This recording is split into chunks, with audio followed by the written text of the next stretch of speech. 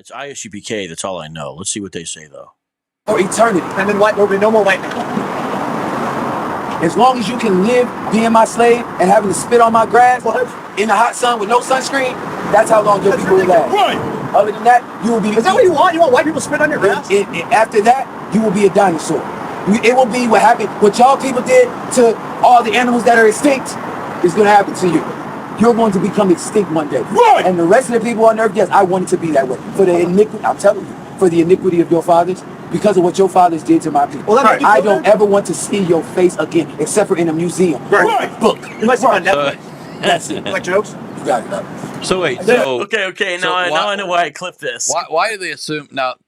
There's already problems, obviously, in how they identify themselves, right? Yes. But how do they assume, or on what basis do they think they know of a certainty who the people are that they're talking to, and what relationship or role they played in the past history? For example, here's why I'm asking. Well, they'll ask you who your father is. Well, that's so. But here's my point. So I think any one of these guys looking at me would immediately assume that I'm somehow implicated in their history, right? The history of slavery, the transatlantic slave trade, all that. Remember, they believe in reincarnation.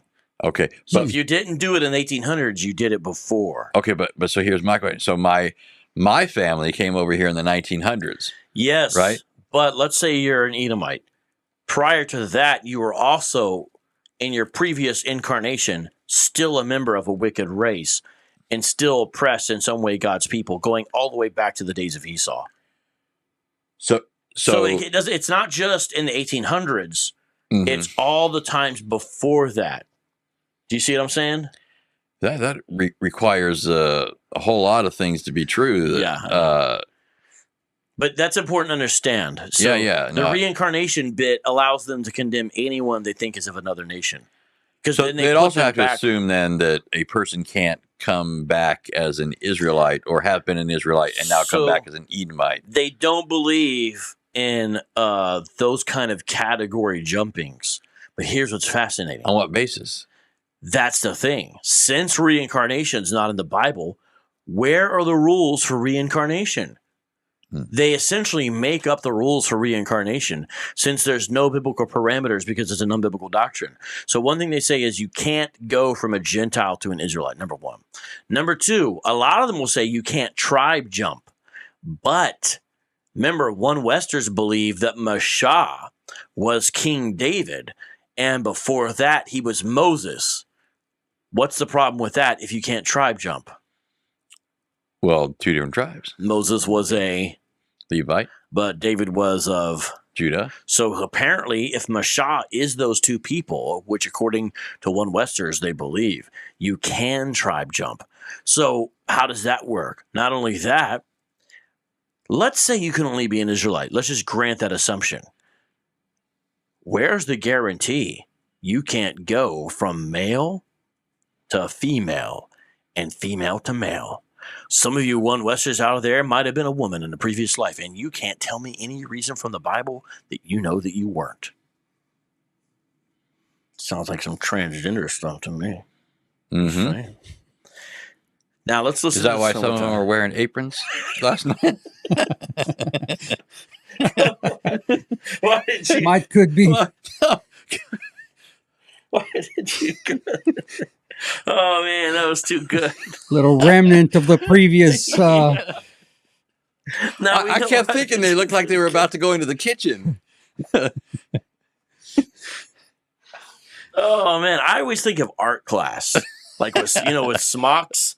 Grab your smocks, boys and girls. I don't know if the people know what we're talking about, but they had this get up on last night. GMS, you're talking about GMS. Uniform either. I mean, uniform in the sense of the same, right? Like they had. They looked a bit disheveled. They weren't the newest of garments.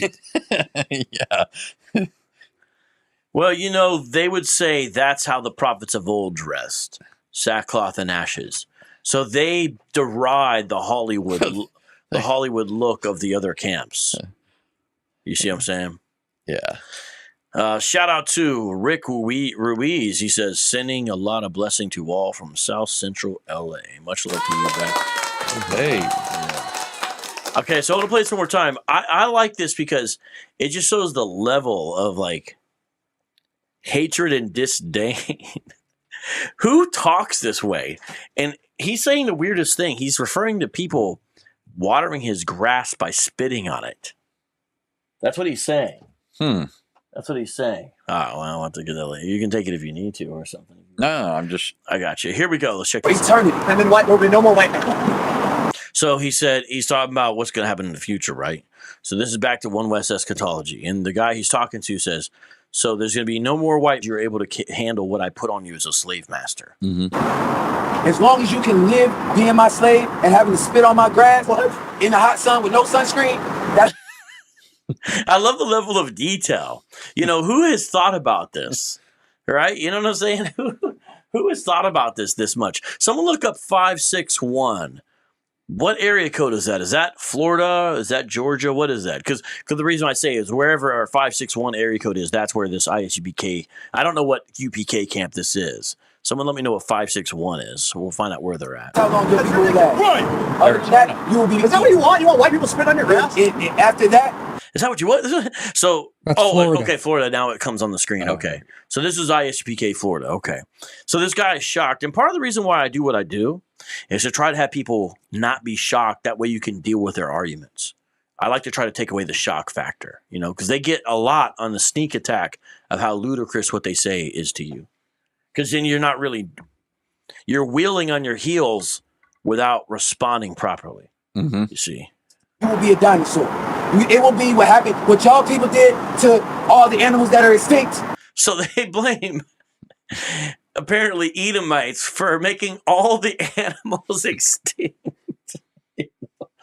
Whether it's the dodo bird or the trilobite, you know, they did it all. It's going to happen to you. You're going to become extinct one day. Right. And the rest of the people on earth, yes, I want it to be that way. So that's important to understand. They do not believe Edomites, whom they would see as white people, are eternal servants. They believe after 1,000 years of hard bondage, then they're vanquished, they're annihilated. Do they hold to evolution? Oh, no. Oh, no. Finding a Hebrew Israelite believes in evolution would be really rare. In fact, sometimes they steal creationist arguments from ICR. It's interesting. So then what's the group we were talking to yesterday seemed to hold that Adam was but one of a number of like humanoid. Usually that idea is God created part and parcel of some kind of theistic evolution or something like that. Their thing is that basically Yahweh created non-elect peoples for destruction. Other than, but so they're not descended from Adam, though. And so that's what's interesting. The way they would try to prove it, Anthony, is they would say, "Look at the trees in the garden," and then they would go to verses where trees are compared to people, and say it's the trees. The trees are actually other nations. So what's the criteria to determine when trees refer to trees and when they refer to people? When Zacchaeus, for example, climbed up a tree, was he getting on some guy's shoulders? That's a stupid question. You know, I'm just saying. I think that's how they would say. That's a stupid response. So it's like when remember Jesus healing a man, and he said, "What do you see?" People walking around like trees. They say that's proof. That's evidence right there. Or how a righteous man grows like a tree, or that kind of stuff. And so the trees there in the garden are actually members of other nations. Well, yeah. The reason they do that is because Adam is elect and his offspring, because they have to have proto-Israelites. And the way that they have proto-Israelites, this is only One West, by the way. What I'm saying does not apply to groups who are not One Westers. They don't believe any of this madness. They believe universal brotherhood in a different way. They just believe you need to know your place, basically. You know, you're not, if you're grafted in, understand you're not the natural branch. These guys have a different ecclesiology, and it goes back all the way here to their anthropology. And so they would say Adamites are proto-Israelites, but other nations descend from something other than Adam and Eve. And I think they would make it evident with the trees who come, I guess, from the beasts of the field, but I'm confused on that. That's what I was understanding from them, that the beasts were the other peoples, and that's why there's the references to people as sheep, as dogs, as So my question still though is, I mean, I don't think it's problematic to say that trees sometimes represent people. That's clearly an easily established point on the basis of the passages you already mentioned, right? This is a way that trees are used. That is an idiomatic usage of the term.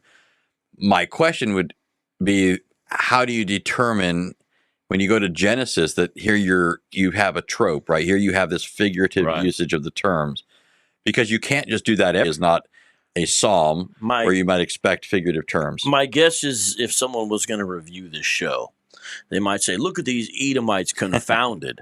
This is a spiritual book, but Edom is not spiritual, so the carnal man can't understand it. He wasn't given to understand it. He can't understand it no matter how hard he tries, and this wasn't his book to begin with, so how could he understand it? Sometimes I see that as a fallback. But let's listen to this clip, because I really want you to see how detailed these guys get in their strange level of perversion. For eternity. And then what? There'll be no more lightning. As long as you can live being my slave and having to spit on my grass in the hot sun with no sunscreen, that's how long your people will last. Right. Oh, wait. Is that what you want? You want white people spit? I wasn't even playing it. That was the wrong source. Here we go.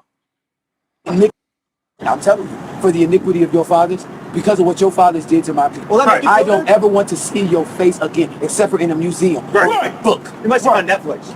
That's it. You like jokes? You got it up. Damn right. Prison about your hand, man. Damn right. You handle the business like the Lord told you. Damn right, man. All right. You are going when I was bring out most out of Christ. Yeah, you know, this make me think of this is just like a bag session. Like this is a religion that gives you a pastime where you just get to sit around. And I'd want to join up, maybe. Look at Esau wanting to be part of the people, right? You know, yeah, totally.